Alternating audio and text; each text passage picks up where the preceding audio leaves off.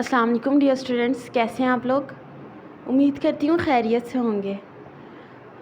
हम लोगों का लास्ट लेक्चर क्या था, ऑर्गेनिक कंपाउंड्स या फिर importance of carbon. Okay, importance of carbon हमारा लास्ट टॉपिक था, ठीक है। इससे पहले हमने ये पढ़ा था। और इम्पोर्टेंस ऑफ कार्बन हमारे लिए क्यों ज़रूरी थी, क्योंकि कार्बन जो है वो मेन स्केलेटन स्ट्रक्चर होता है किसी भी ऑर्गेनिक कंपाउंड का, ऐसा ही है ना। और हमारी बॉडी में ऑर्गेनिक कंपाउंड्स बहुत ज़्यादा हैं, जिसकी वजह से हमने सबसे पहले किसकी इम्पोर्टेंस स्टडी की है, कार्बन की। अब हमारी बॉडी में मुझे एक बात बताएं कि हमारी बॉडी में वाटर है। हमारी बॉडी में वाटर सबसे ज़्यादा है, ठीक है। किसी भी और कंपाउंड से ज़्यादा हमारी बॉडी के अंदर क्या प्रेजेंट है, वाटर। ओके, तो हमें पता है कि वाटर के अंदर ही तकरीबन तमाम केमिकल रिएक्शंस होते हैं, ऐसा ही है ना। वाटर एक मीडियम प्रोवाइड करता है कि आओ मेरे अंदर अपने काम कर लो रिएक्शंस को, है ना। तो इसीलिए हम कहते हैं वाटर को, वाटर क्या है, medium of life, medium of life, ठीक है। मीडियम ऑफ लाइफ इसको क्यों कहा जाता है, क्योंकि लिविंग ऑर्गेनिजम्स के अंदर जितने केमिकल रिएक्शंस हैं वो in the presence of water हो सकते हैं। अगर वाटर नहीं है तो वो रिएक्शंस नहीं होंगे, और आपको पता है अगर रिएक्शंस नहीं होंगे तो काफ़ी सारे प्रोसेसेस स्टॉप हो जाएंगे, जिस तरह फोटोसिंथेसिस। आपको पता है फोटोसिंथेसिस के अंदर जो मेजर रॉ मटेरियल है वो वाटर और कार्बन डाइऑक्साइड है ना। तो जब वाटर नहीं होगा तो वो उससे क्या, फूड नहीं बनेगा, और जब फूड नहीं बनेगा तो बाकी के लिविंग ऑर्गेनिज्म किस तरह से ज़िंदा रहेंगे। इसलिए वाटर को क्या कहा जाता है, मीडियम ऑफ लाइफ, ठीक है। जो हमारे लिविंग ऑर्गेनिजम्स की बॉडी है उनमें 65 to 89% वाटर पाया जाता है, ठीक है। कितने परसेंट, 65 to 89%। ये आपसे MCQ में पूछा जा सकता है, ओके। इतना पानी लिविंग ऑर्गेनिजम्स के टोटल बॉडी में पाया जाता है। अच्छा, इसका ये मतलब नहीं है कि लिविंग ऑर्गेनिज्म में अगर हमने कह दिया कि 65 to 89% वाटर होता है तो ये उसके हर सेल में 65 to 89% ही होगा, नो। हर सेल में डिफरेंट परसेंटेज पाई जाएगी पानी की। जिस तरह अगर आप लोग इनटेक ऑफ वाटर बहुत कम कर देते हो तो सबसे पहले आपके लिप्स यानी आपके होंठ खुश्क हो जाते हैं, राइट। इसका मतलब लिप्स के अंदर पानी की क्वांटिटी कुछ और होगी और आपकी स्किन में पानी की क्वांटिटी कुछ और होगी, इसलिए स्किन थोड़ी देर बाद खुश्क होती है लेकिन होंठ बहुत जल्दी खुश्क हो जाते हैं। आपकी बुक में जो एग्जांपल दी गई है वो दो टिश्यूज़ हैं, एक ब्रेन टिश्यूज़ और एक बोन टिश्यूज़ या bone cells, bone tissues, okay.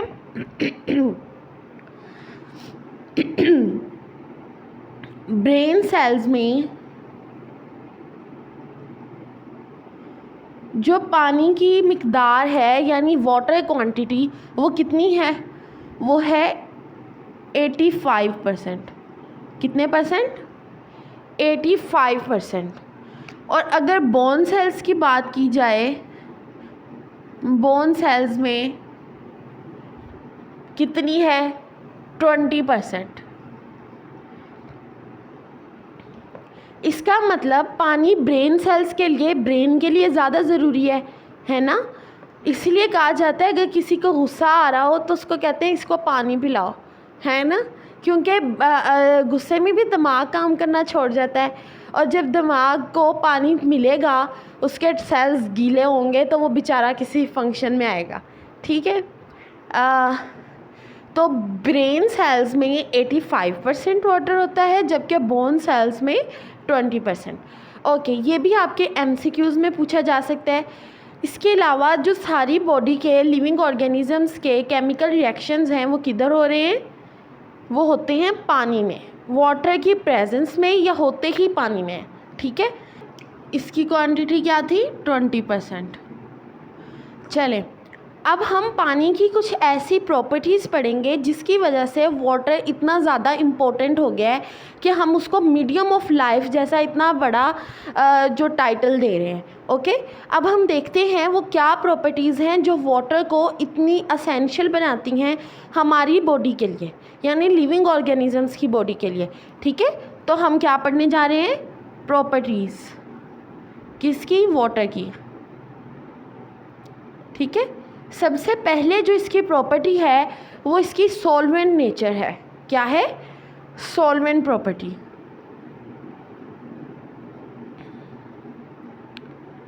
Solvent property. अच्छा, मुझे एक बात बताएं, सॉल्वेंट क्या होता है? आप लोगों ने काफ़ी बार पढ़ा है, हर क्लास में पढ़ते आए हो, सोल्यूट, सॉल्वेंट, सॉल्यूशन, ये चीज़ें पढ़ी हैं ना आप लोगों ने। तो मुझे बताओ सॉल्वेंट क्या होता है? ठीक है, सॉल्वेंट ऐसा सब्सटेंस होता है, ऐसी चीज़ होती है जो अपने अंदर दूसरी चीज़ों को डिज़ोल्व करवाने की एबिलिटी रखता हो, है ना? यही होता है ना solvent, that has the ability to dissolve solutes. Okay, तो वाटर को आपने पढ़ा होगा कि यूनिवर्सल सॉल्वेंट कहा जाता है ना? वाटर को यूनिवर्सल सॉल्वेंट क्यों कहा जाता है?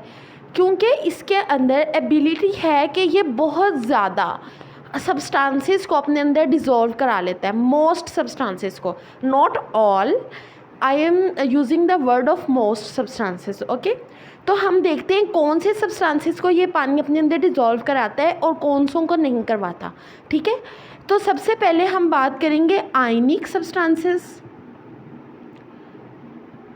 या पोलर सब्सटेंसेस। अब ये जो आयनिक और पोलर सब्सटेंसेस हैं ना, इनके पोल्स पे यानी इनके किनारों पे एक एक साइड पे चार्ज लगा होता है। ठीक है, क्या लगा होता है? चार्ज।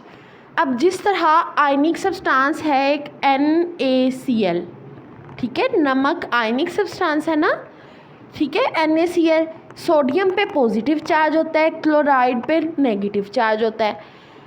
इसका मतलब इसके एक साइड पे पॉजिटिव चार्ज है और एक साइड पे क्या चार्ज है?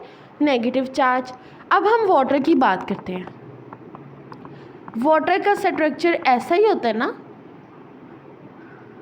है ना? H2O, 2H और 1 ऑक्सीजन। इस पे होता है पार्शियल नेगेटिव चार्ज, इस पे पार्शियल पॉजिटिव और इस पे भी पार्शियल पॉजिटिव। अच्छा, पार्शियल चार्ज क्यों आता है? क्योंकि शेयरिंग हो रही है इलेक्ट्रॉन्स की। ओके, मतलब कंप्लीट पॉजिटिव कंप्लीट नेगेटिव नहीं होता, पार्शियल होता है। ठीक है, अच्छा, अब जब इसके अंदर हम लोग डालेंगे, यानी वाटर के अंदर अगर हम सॉल्ट यानी NaCl डाल देते हैं तो क्या होगा? जो NaCl है ना वो डिसोसिएट हो जाएगा अपने आइंस में, यानी ये अलग हो जाएगा, ये अलग हो जाएगा। ठीक है, अब ये जो नेगेटिव वाला है ना, क्लोराइड आइन, वो इसके पॉजिटिव की तरफ अट्रैक्ट हो जाएगा, यानी हाइड्रोजन की तरफ अट्रैक्ट हो जाएगा, और जो सोडियम है वो इसके नेगेटिव की तरफ अट्रैक्ट हो जाएगा, यानी ऑक्सीजन की तरफ। एम आई राइट? ऑपोजिट अट्रैक्ट्स, है ना? ऐसा ही होता है ना। अगर आप लोग कोई मैरिड कपल भी देखें तो आप लोग अक्सर नोट करते होंगे कि जो फीमेल होती हैं उनकी आदत डिफरेंट होती हैं और मेल की डिफरेंट होती हैं, और वो आइडियल कपल होते हैं। क्यों? क्योंकि opposite attracts. Okay, opposite attract, जब ऑपोजिट ने अट्रैक्ट किया तो अब देखें वो अपने बॉन्ड तोड़ लेंगे, मतलब वाटर के दरमियान जो हाइड्रोजन बॉन्डिंग के थ्रू कनेक्ट था वो वाटर, ठीक है, या कोवलेंट बॉन्डिंग थी, वो बॉन्ड एक दूसरे से तोड़ के वो NaCl से जोड़ लेंगे। ठीक है, जिस तरह कोई नया फ्रेंड आता है किसी का तो वो अपने पुराने को भूल जाता है, इसी तरह इधर होगा, ये अपने पुराने बॉन्ड्स भूल जाएंगे और नए की तरफ बॉन्ड बना लेंगे। अच्छा, अब जब ये नए बॉन्ड्स बनाएंगे जो कि NaCl के साथ होंगे तो उससे क्या होगा? उससे मिक्सिंग हो जाएगी। अब देखिए मिक्स हो रहे हैं ना एटम्स, इसके वाटर के भी और NaCl के भी एलिमेंट्स मिक्स हो रहे हैं। इसी मिक्सिंग को हम सॉल्यूशन या डिज़ोल्व्ड सब्सटेंस कहते हैं। ठीक है, आयनिक और पोलर सब्सटेंसेस वाटर में क्या हो जाते हैं? सॉल्युबल। अब आपको पता चल गया ना कैसे सॉल्युबल हो जाते हैं। क्योंकि ये अपने चार्जेस में डिसोसिएट हो जाते हैं, डिवाइड हो जाते हैं और उसके बाद ऑपोजिट से के साथ जाके बॉन्ड बना लेते हैं। क्लियर? ठीक है। अब अगला सब्सटेंस हमारे पास आता है, एक तो आयनिक सब्सटेंसेस हमने कर लिए है ना, अब दूसरे सब्सटेंस की बारी आती है और दूसरे का नाम है नॉन आयनिक। अब ये आयनिक सब्सटेंस नहीं है, यानी इसके ऊपर चार्जेस नहीं होंगे, लेकिन इसके साथ अटैच होगा कोई भी चार्ज्ड ग्रुप। ठीक है, चार्ज्ड ग्रुप अटैच होगा। समझ गए बात को? नॉन आयनिक सब्सटेंस है लेकिन चार्ज्ड ग्रुप साथ अटैच है। ओके, ऐसा सब्सटेंस वाटर में जाके क्या हो जाएगा? ऐसा सब्सटेंस वाटर में जाके डिस्पर्स हो जाएगा। सॉरी, क्या हो जाएगा? डिस्पर्स। ठीक है, यानी नॉन आयनिक सब्सटेंस के साथ अगर चार्ज्ड ग्रुप अटैच है, कोई भी चार्ज लगा हुआ इसके साथ, तो फिर ये वाटर में जाएगा तो बिखर जाएगा। अच्छा, अब जब बिखरेगा वाटर में तो फिर क्या होगा? फिर ये होगा कि ये रैंडमली मूव करने लग जाएंगे, इसके भी पार्टिकल्स और वाटर के भी पार्टिकल्स। ठीक है, वाटर पार्टिकल्स और सोल्यूट पार्टिकल्स क्या करेंगे? मूव करेंगे रैंडमली।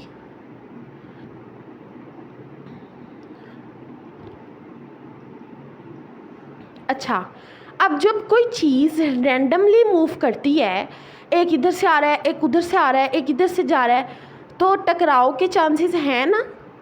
ठीक है, जब टकराव ज़्यादा होगा, मतलब टकराव होने लग जाएगा पार्टिकल्स के दरमियान, तो वो एक दूसरे को पहचानेंगे। ठीक है, 2 मिनट के लिए खड़े होंगे, ठीक है, और वो पहचानेंगे एक दूसरे को कि हाँ ये मेरे काबिल है, मैं इसके साथ बॉन्ड बना सकता हूँ। ठीक है, मतलब उनका एक दूसरे के साथ एक्सपोजर होगा। ठीक है, और वो जब उनका एक्सपोजर होगा तो उनके पास ग्रेट चांसेस हैं कि वो एक दूसरे के साथ बॉन्ड बना सकें। इस तरह non ionic charged groups water के अंदर सोल्यूबल हो जाते हैं।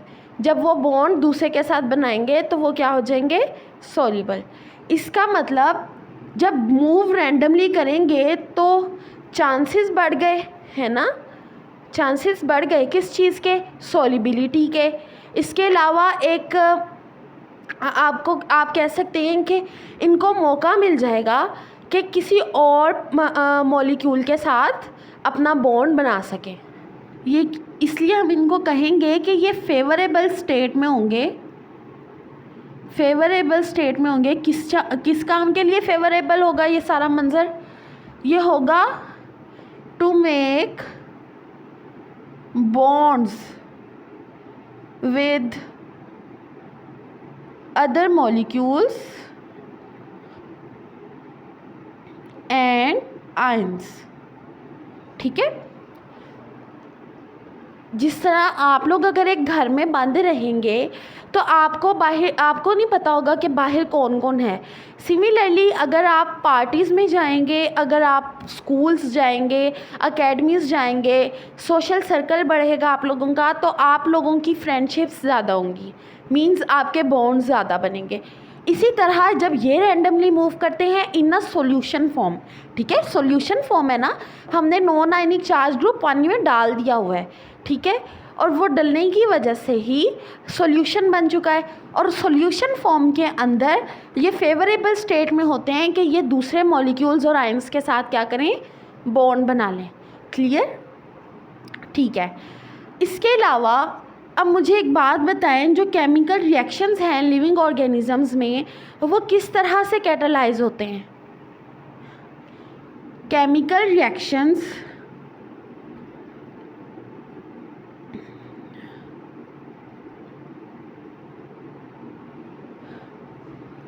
कैटालाइज कौन करवाता है? आप लोगों को पता है? Yes, enzymes. ठीक है,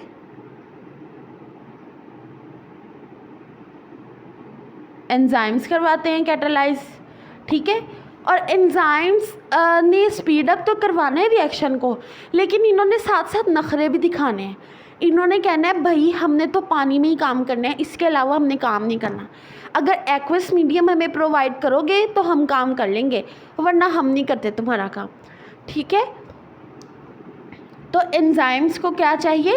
एक्वस मीडियम।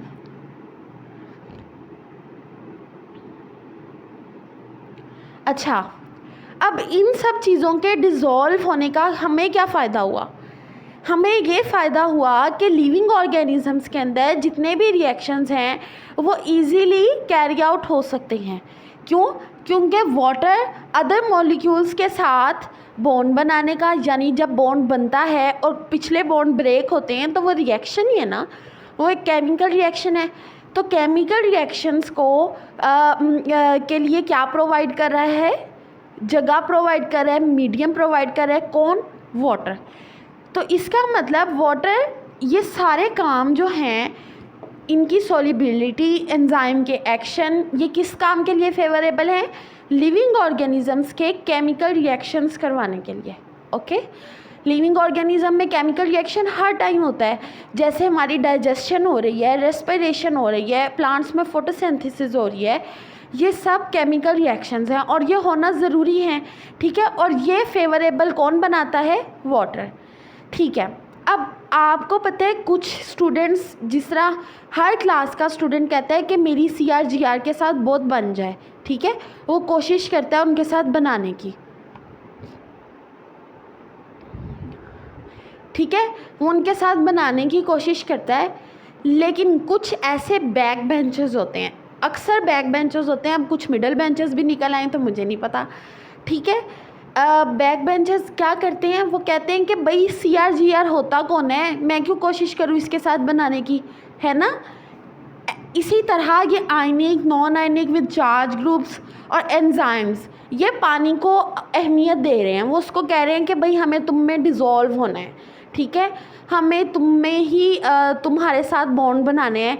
वो उसकी खुशामद कर रहे हैं कि हमने तुम्हारे साथ। लेकिन अब आ जाता है बैक बेंचर। क्या आ गया? Back bencher. बैक बेंचर कौन है? Non polar substances. क्या है? Non polar substances.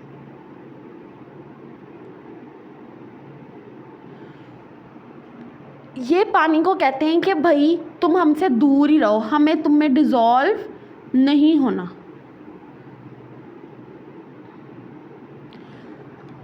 क्यों डिज़ोल्व नहीं होते? इसकी एक लॉजिकल रीज़न ये है कि इनके ऊपर चार्ज नहीं होता, ठीक है। जब किसी चीज़ पे चार्ज नहीं होगा तो वो वाटर के साथ बॉन्ड कैसे बनाएगा, ठीक है। तो नॉन पोलर जो सब्सटेंसेस हैं वो पानी में डिज़ोल्व होने से इनकार कर देते हैं। वो कहते हैं तुम अपनी लिमिट्स में रहो, हमने तुम्हें डिज़ोल्व नहीं होना, ठीक है। ये उसमें डिज़ोल्व नहीं हुए, तो मुझे बताएं इनके तो डिज़ोल्व होने का हमें फ़ायदा था क्योंकि हमारे केमिकल रिएक्शंस हो रहे थे। इनके डिज़ोल्व ना होने का हमें क्या फ़ायदा होगा? इनका फ़ायदा ये होगा कि जब ये पानी में डिज़ोल्व नहीं होंगे तो ये स्ट्रक्चर्स बनाएंगे। क्या बनाएंगे? Structures of cell. Structures of the cell बनाएंगे, जिसकी वजह से सेल में क्या बन जाएंगे? कंपार्टमेंट्स। कंपार्टमेंट्स होते हैं खाने, छोटे छोटे ब्लॉक्स, ठीक है, वो ब्लॉक्स बन जाएंगे।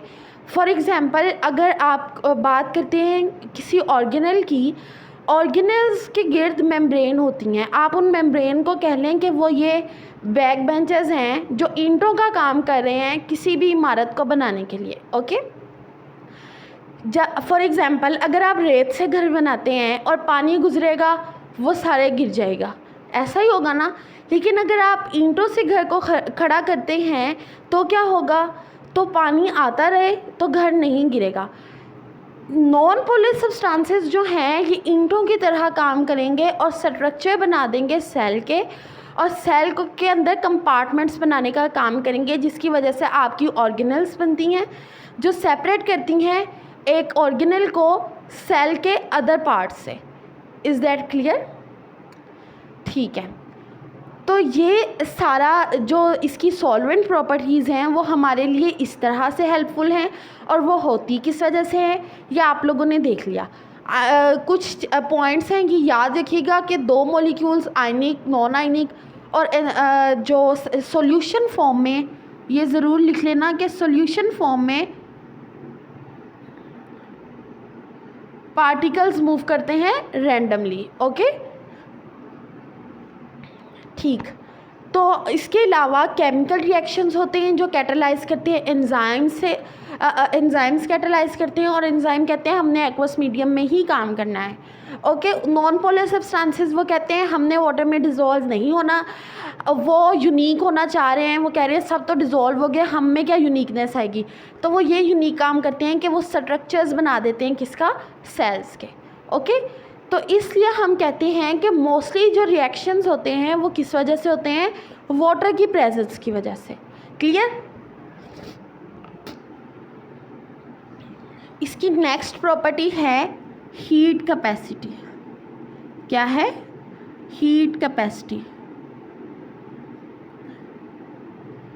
कैपेसिटी तो आपको पता है एबिलिटी होता है ना, हीट होती है। इसका मतलब वाटर के अंदर कितनी एबिलिटी है कि वो हीट को अपने अंदर एब्जॉर्ब कर सके। ठीक है, अब मैं आपको एक बात बता दूं कि पानी हीट को एब्जॉर्ब क्यों करेगा। अगर उसके अंदर हीट इतनी ज़्यादा आ रही है तो वो उसको एब्जॉर्ब ही क्यों कर रहा है, क्यों कर रहा है वो। ये देखें, ये एक वाटर मॉलिक्यूल है, राइट, ये दूसरा वाटर मॉलिक्यूल है। ठीक है, इनके दरमियान हाइड्रोजन बॉन्डिंग होती है। ये तीसरा वाटर मॉलिक्यूल है। ठीक है, इनके दरमियान क्या होती है, हाइड्रोजन बॉन्डिंग, जो वाटर को एक फ्लो में ले आती है। ठीक है, जिसकी वजह से वाटर के मॉलिक्यूल्स एक दूसरे के साथ अटैच होते हैं, क्योंकि ये बॉन्डिंग वीक होती है इसलिए वाटर फ्लो करता है। क्लियर। ठीक है, अब अगर वाटर को हीट मिल रही है बहुत ज़्यादा या कम भी मिल रही है तो ये हीट को एब्जॉर्ब करेगा और एब्जॉर्ब करके इस हाइड्रोजन बॉन्डिंग को ब्रेक करेगा। क्या करेगा, हाइड्रोजन बॉन्डिंग को ब्रेक करेगा। अब जो एनर्जी हाइड्रोजन बॉन्डिंग, जो एनर्जी टेम्परेचर बढ़ाने के लिए यूज़ होनी थी, जो हीट, वो इसने क्या किया, उससे इसने अपने हाइड्रोजन बॉन्ड ब्रेक कर दिए। जिससे क्या होगा, इससे यह होगा कि आपकी बॉडी या लिविंग ऑर्गेनिजम्स की जो बॉडी है उसका टेम्परेचर बहुत ज़्यादा हाई नहीं होगा। So we can say water stabiliser के तौर पे एक्ट करेगा कि अगर हीट बहुत ज़्यादा है तो ये उसको मैनेज कर लेगा by absorbing the heat. Is that clear. Heat capacity की डेफिनेशन क्या होगी, the number of calories, the number of calories, calorie क्या है, फॉर्म ऑफ एनर्जी है ना, कैलोरीज भी फॉर्म ऑफ एनर्जी है, हीट भी फॉर्म ऑफ एनर्जी है। ठीक है, तो कितनी कैलोरीज हमें we require, the number of calories required to raise the temperature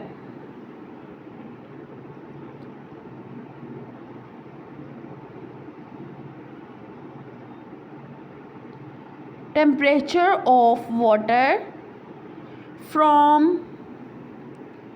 15 degree to 16 degree Celsius.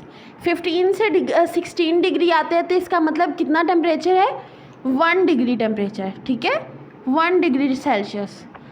और ये मतलब हीट कैपेसिटी की डेफिनेशन क्या हुई कि कितनी कैलोरीज, ठीक है, उतनी नंबर ऑफ कैलोरीज जो हमें ज़रूरत होती है पानी का टेम्परेचर 1 डिग्री सेल्सियस बढ़ाने के लिए। फॉर एग्ज़ाम्पल, अगर वाटर का टेम्परेचर 99 है तो 100 डिग्री पे लाने के लिए, ठीक है, जितनी एनर्जी या जितनी नंबर ऑफ कैलोरीज हम लोगों ने यूज़ की हैं, ठीक है, वो इसकी क्या होगी, वाटर की हीट कैपेसिटी। ठीक है, और वाटर की हीट कैपेसिटी क्या है, 1। क्या है, 1। ये आपका MCQ आ सकता है।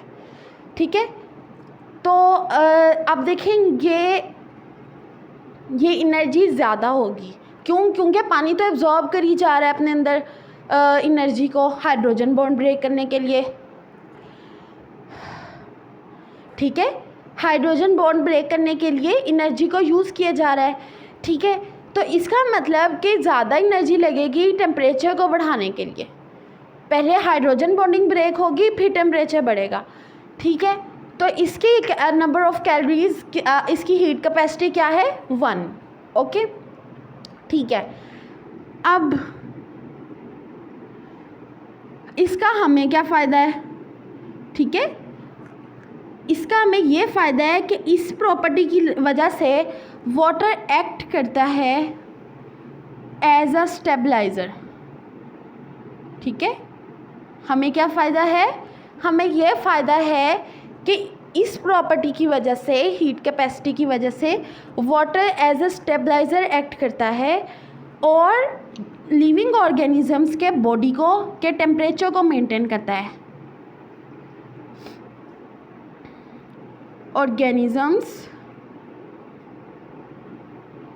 टेम्परेचर इज़ मेंटेन्ड, ठीक है।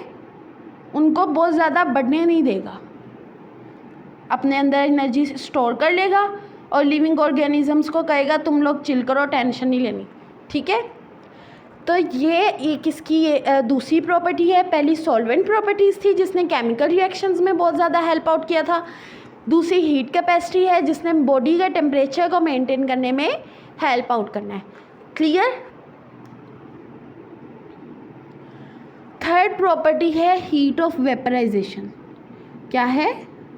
Heat of vaporisation. वेपर्स क्या होते हैं? वेपर्स क्या होते हैं? वाटर कौन सी स्टेट में है? लिक्विड में। अगर ये गैस में कन्वर्ट हो जाता है तो इसको हम बोलते हैं वेपर्स, ठीक है। छोटे छोटे मॉलिक्यूल्स जो हमारी एयर में भी प्रेजेंट हैं और हमें दिख नहीं रहे, ठीक है, उसको हम बोलते हैं वाटर वेपर्स। और वाटर वेपर्स क्या हैं? Gas molecules. Heat of vaporisation क्या है? द नंबर ऑफ कैलोरीज, यानी जो एनर्जी, ठीक है, the number of calories required to convert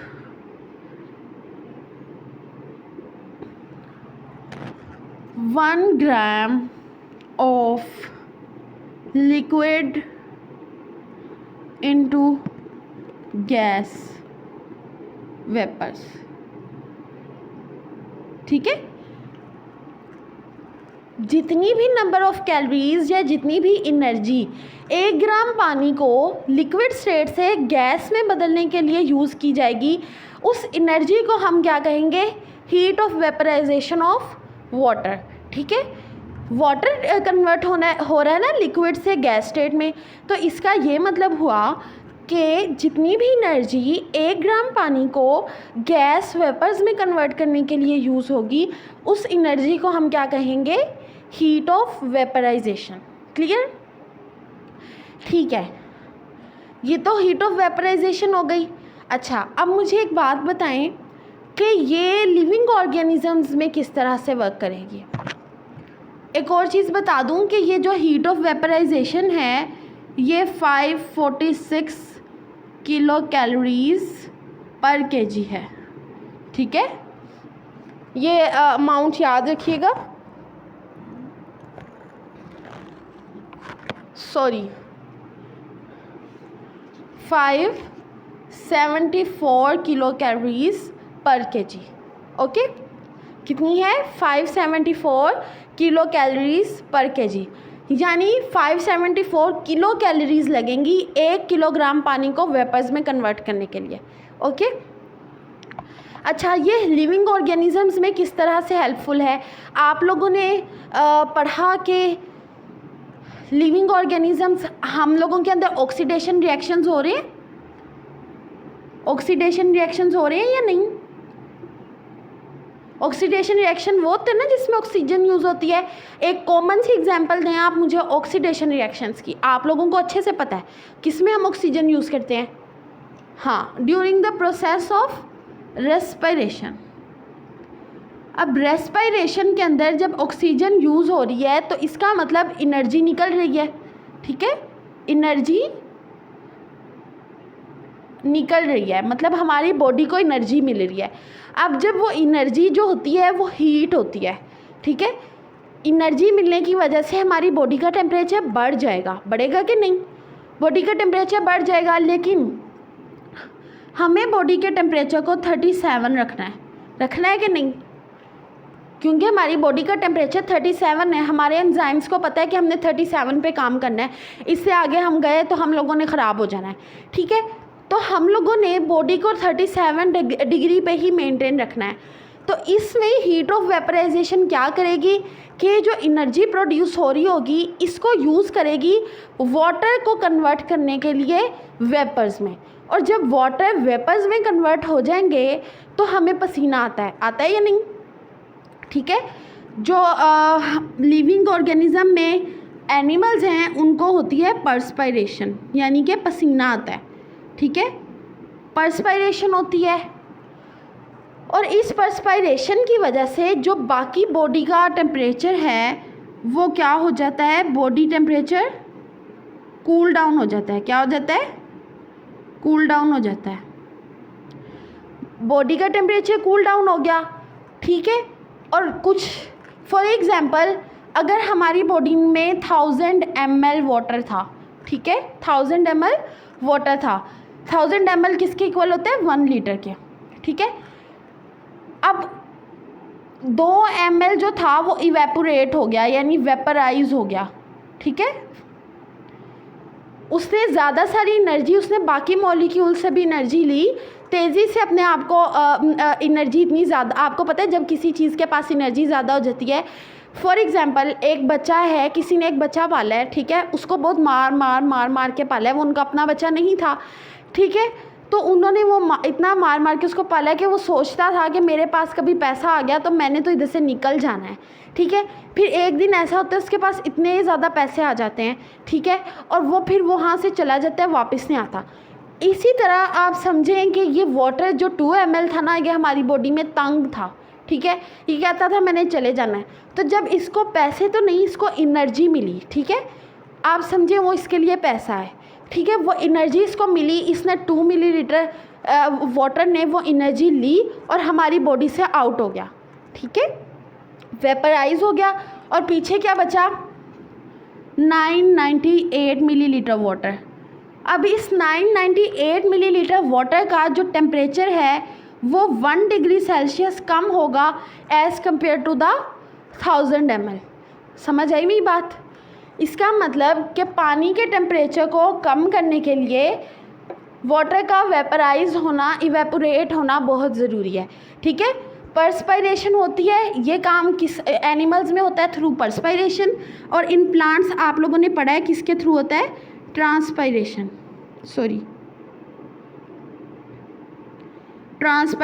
के थ्रू।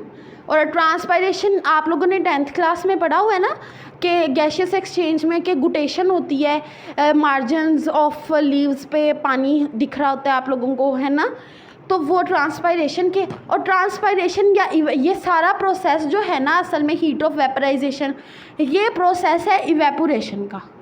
किसका प्रोसेस है, इवेपोरेशन का, जिसमें वाटर ने क्या हो जाना है, वेपर्स में कन्वर्ट हो जाना है। और जो इवेपोरेशन है ना, ये तकरीबन हर टेम्परेचर पे होती है, ये नहीं है कि टेम्परेचर बहुत कम है तो ये नहीं होगी। आप केमिस्ट्री में पढ़ेंगे कि जो इवेपोरेशन है ये हर टेम्परेचर पे होती है। अच्छा, बस इसके ये होगा कि किसी टेम्परेचर पे बहुत ज़्यादा होगी, अगर हाई टेम्परेचर है तो ज़्यादा तेज़ी से एनर्जी मिल जाएगी वाटर मॉलिक्यूल्स को वेपर्स में कन्वर्ट होने के लिए। अगर टेम्परेचर बहुत लो है, सर्दी बहुत ज़्यादा है, तो इसको एनर्जी यानी हीट बहुत देर से मिलेगी और स्लो होगी ये इवेपोरेशन, लेकिन होगी हर टेम्परेचर पे। क्लियर? तो ये आपका हीट ऑफ वेपराइजेशन का टॉपिक था, और ये भी हमारी बॉडी के टेम्परेचर को मेंटेन कर रहा है। इसका मतलब हीट कैपेसिटी और हीट ऑफ वेपराइजेशन बॉडी को क्या कर रहे हैं, बॉडी के टेम्परेचर को मेंटेन कर रहे हैं। वो किसके थ्रू कर रहा है हीट कैपेसिटी, वो कर रही है वाटर को एब्जॉर्ब एब्जॉर्ब करके कर रही है। और हीट ऑफ वेपराइजेशन किस तरह कर रहा है, वाटर को इवेपोरेट कर रहा है, आई बात समझ? कोई क्वेश्चन यहाँ तक? अगली प्रॉपर्टी है वाटर की ionisation. Ionisation of water. Ionisation क्या होता है? किसी भी मॉलिक्यूल या किसी भी कंपाउंड का अपने आयंस में कन्वर्ट हो जाना। ठीक है, वाटर को आयंस में मुझे कन्वर्ट करवा के दिखाएं। आपको पता है कैसे करवाना है? वाटर आयंस में कन्वर्ट होगा तो एक H पॉजिटिव आयन निकल जाएगा और एक OH नेगेटिव आयन। ठीक है, ये आयंस है ना दोनों। वाटर अपने आयंस में कन्वर्ट हो गया। अच्छा, ये रिवर्सिबल प्रोसेस है, मतलब अगर वाटर H अपने आयंस में कन्वर्ट हो रहा है तो ये जो आयंस हैं ये भी वापस वाटर में कन्वर्ट होंगे। ओके, ये प्रोसेस क्या है? रिवर्सिबल।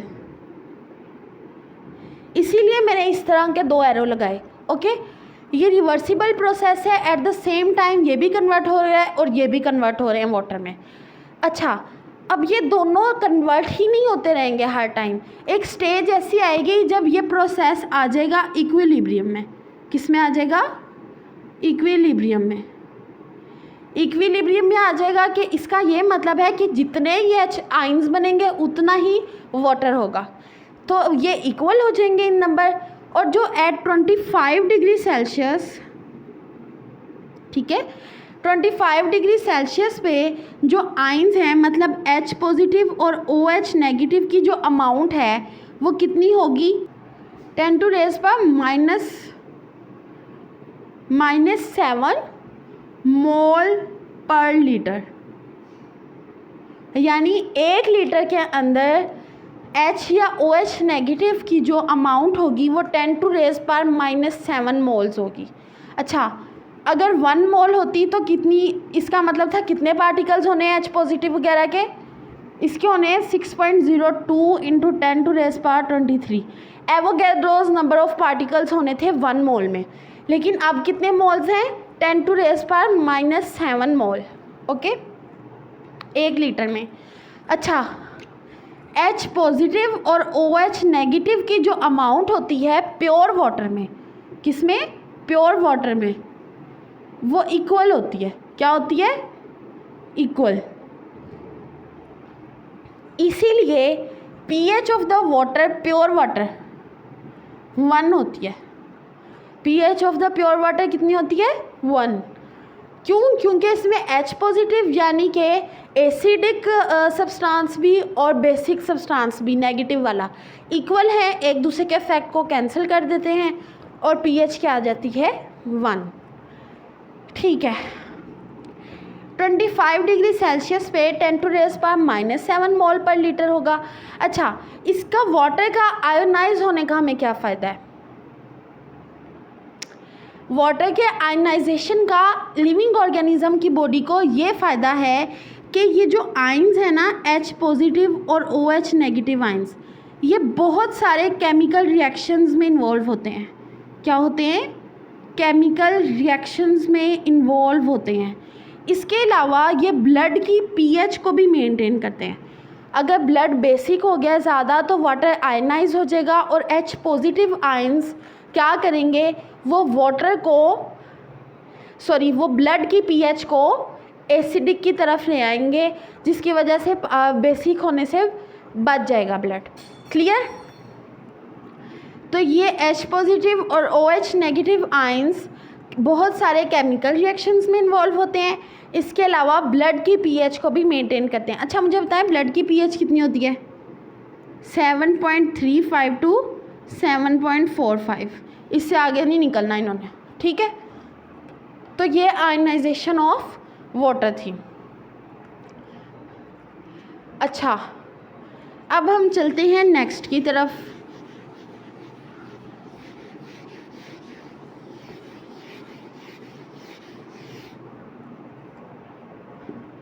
नेक्स्ट इसका काम होता है प्रोटेक्शन। क्या काम होता है? प्रोटेक्शन। अच्छा, अच्छा, आपको पता है जो फीमेल होती है ना वो डेलिकेट होती है, नाजुक। ठीक है, अल्लाह ताला ने इसको ना नाजुक बनाया है। ये नहीं कि कमज़ोर, आप फेमिनिज़म की तरफ नहीं जाना, ठीक है। इसको अल्लाह ताला ने ना इसको एक प्रोटोकॉल दिया है कि मर्द जो होंगे ना, मतलब male members of the society, वो इसकी हिफाजत करेंगे, इसको प्रोटेक्ट करेंगे, ठीक है। तो मतलब उसको अल्लाह ने लाडों में रखा है और मर्द पे ज़िम्मेदारियाँ ज़्यादा डाल दी हैं। प्रोटेक्शन में क्या होगा, प्रोटेक्शन में ये होगा जो वाटर है ना वो हमारे ऑर्गन्स के लिए मेल का काम करेगा। समझ रहे हैं आप यही बात, मतलब मर्दों की तरह काम करेगा, उसकी हिफाजत करेगा। वो किस तरह, आप लोगों ने हार्ट को पढ़ा है आपने 9th-10th में, ठीक है। हार्ट में आपने पढ़ा पेरिकार्डियल फ्लूइड होता है कि नहीं, ठीक है, होते हैं ना। फिर आपने लंग्स पढ़े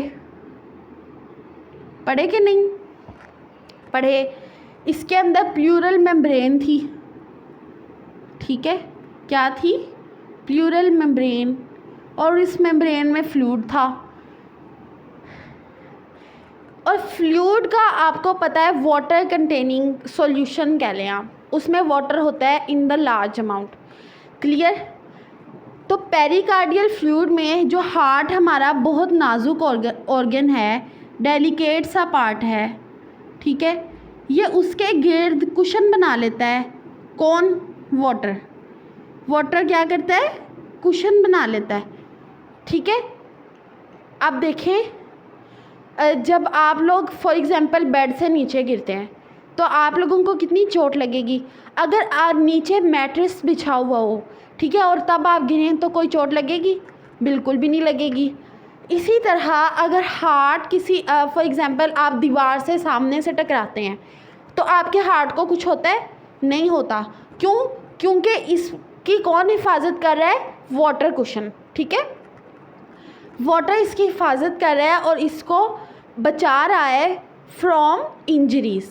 अच्छा, वाटर किस तरह हिफाजत करता है, वाटर फ्रिक्शन को रिड्यूस कर देता है। क्या करता है, फ्रिक्शन को कम कर देता है, ठीक है। जब फ्रिक्शन कम हो जाएगी तो ऑब्वियसली इंजरी भी नहीं होगी।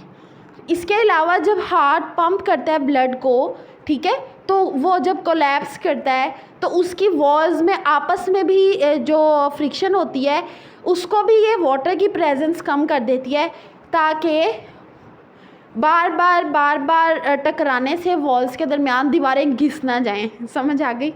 फ्रिक्शन की कमी करता है, फ्रिक्शन की वजह से क्या करता है, वो प्रोटेक्शन करता है किस चीज़ की, ऑर्गन्स की, ओके। इसके अलावा आँख की एग्जांपल दी गई है, आपकी आई, ठीक है, इसमें टेयर्स प्रोड्यूस होते हैं। अच्छा, जब आप रोते हो तो आप बार बार अपनी आईलिड को यूं करते हो ना, आईलिड को बार बार रब करते हो, ठीक है, और तो वो जो आईलिड की वजह से फ्रिक्शन पैदा होती है, क्या पैदा होती है, फ्रिक्शन। वो फ्रिक्शन वाटर कम कर देता है, और वाटर किस फॉर्म में है, टेयर्स की फॉर्म में, ठीक है। वो फ्रिक्शन कम करते हैं जिसकी वजह से आँख स्वेयर नुकसान से बच जाती है। तो इस तरह से पानी हमारी बॉडी के ऑर्गन्स को क्या कर रहा है, प्रोटेक्ट कर रहा है। और प्रोटेक्शन का काम मतलब ये हमारी बॉडी में एज अ मेल भी एक्ट कर रहा है, क्लियर। अगर इस टॉपिक के बारे में आप लोगों के कोई क्वेश्चंस हैं तो आप लोग कमेंट सेक्शन में पूछ लीजिएगा, ठीक है, ताकि मैं आप लोगों को आंसर कर सकूं। कोई भी मसला हो आप मुझे बताएं, ऑफ कोर्स मैं आप लोगों के लिए ही यहाँ पे हूँ, ठीक है। तो आप लोगों को कोई मसला हो आप मुझे बता सकते हैं। इसके अलावा अगर कोई इन्फॉर्मेशन जो आप मुझे देना चाहते हो आप मुझे वो भी दे सकते हैं, ओके। नेक्स्ट वीडियो तक के लिए अल्लाह हाफ़िज़।